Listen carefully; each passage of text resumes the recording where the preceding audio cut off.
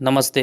Money capital channel में आप सबका स्वागत है। अगर आपने पहली बार इस चैनल को विजिट किया है तो इस चैनल को सब्सक्राइब कीजिए। साथ ही में बेल आइकन प्रेस करके ऑल सेक्शन पर क्लिक करें ताकि आपको शेयर मार्केट रिलेटेड अपडेट जानकारी मिल सके। आज के हमारे इस वीडियो में हम अपोलो पाइप्स इस कंपनी के बारे में जो बोनस रिलेटेड न्यूज़ आई है उसके साथ ही में ये कंपनी फंडामेंटली स्ट्रांग है कि नहीं उसके ऊपर भी हम नज़र डालने वाले हैं। अगर हम सबसे पहले अपोलो पाइप्स लिमिटेड इस कंपनी के बारे में देखेंगे तो इनकी जो बोर्ड ऑफ डायरेक्टर्स की मीटिंग होने वाली है, अगर हम उसके डेट देखेंगे तो अक्टूबर 22 2021 को होने वाली है। 22 अक्टूबर को ये बोर्ड ऑफ डायरेक्टर्स की मीटिंग्स मेनली 3 सब्जेक्ट को लेकर होने वाली है। इंटर एलिया 2, सबसे पहले हम पहले सब्जेक्ट देखेंगे तो to consider and approve the unaudited, इस कंपनी का जो सेकेंड क्वार्टर का रिजल्ट है 22 अक्टूबर को, और इसके साथ ही में इस साल के हाफ ईयर का फाइनेंशियल रिजल्ट ये कंपनी अनाउंसमेंट करने वाली है। जो दूसरे सब्जेक्ट को लेकर बोर्ड ऑफ डायरेक्टर की मीटिंग होने वाली वो है to consider a proposal for issue of bonus share on the equity shares of the company. इस बोर्ड ऑफ डायरेक्टर की मीटिंग में दूसरा सब्जेक्ट बोनस शेयर के रिलेटेड होने वाला है। इसके बाद हम तीसरे सब्जेक्ट पर नज़र डालेंगे तो कंपनी के अदर मैटर रिलेटेड ये सब्जेक्ट होने वाला है। अगर हम हमारे नज़रिए से सबसे बड़े इसमें दो इम्पोर्टेंट पॉइंट देखेंगे तो पहला पॉइंट है इस कंपनी का फाइनेंशियल रिजल्ट और दूसरा पॉइंट है बोनस शेयर।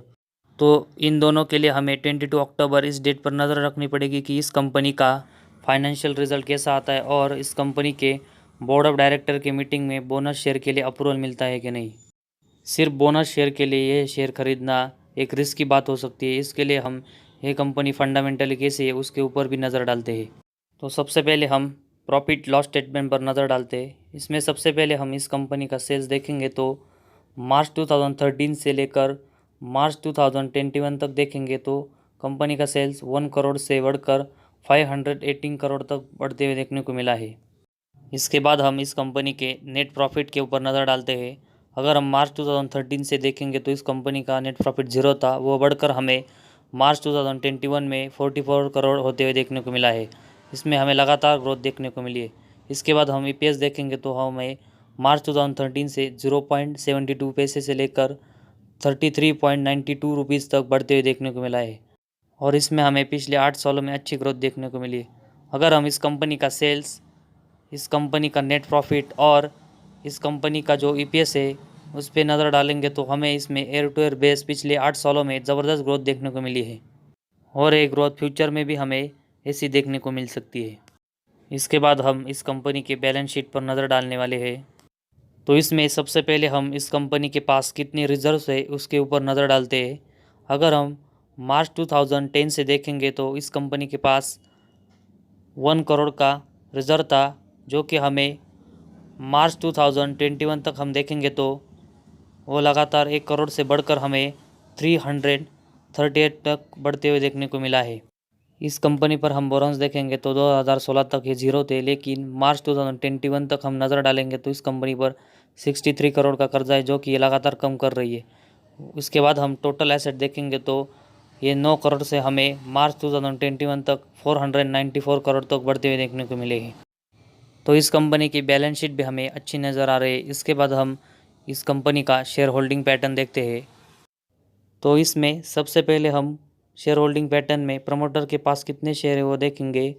मार्च 19 से हम देखेंगे तो 42.14% से ये शेयर बढ़कर प्रमोटर के पास 52.03 हो गए। एफआईज के पास देखेंगे तो 2.70%, डीआईएस के पास 8.23%, पब्लिक के पास 36.27% और अदर के पास 0.76% के शेयर है। इस कंपनी के share promoter FIS, DIIs, public और अदर के पास में अच्छे क्वांटिटी में है। ये किसी भी कंपनी के लिए एक बहुत ही अच्छी न्यूज़ है। तो इस कंपनी की नेट प्रॉफिट, बैलेंस शीट और इस कंपनी का शेयर होल्डिंग पैटर्न देखने के बाद ये कंपनी हमें फंडामेंटली अच्छी नज़र आ रही है। तो इसी वजह से ये कंपनी एक लॉन्ग टर्म के लिए अच्छी कंपनी है। लेकिन बोनस के चक्कर में अगर बहुत ज़्यादा क्वांटिटी में इस शेयर में अगर किसी ने बाय किया तो 22 अक्टूबर को अगर किसी वजह से बोनस का फैसला कैंसिल हो गया तो हमें इस शेयर में गिरावट देखने को मिल सकती है। हाँ, लेकिन जिनका भी नज़रिया इस शेयर में लॉन्ग टर्म का है तो उनको कोई घबराने की बात नहीं।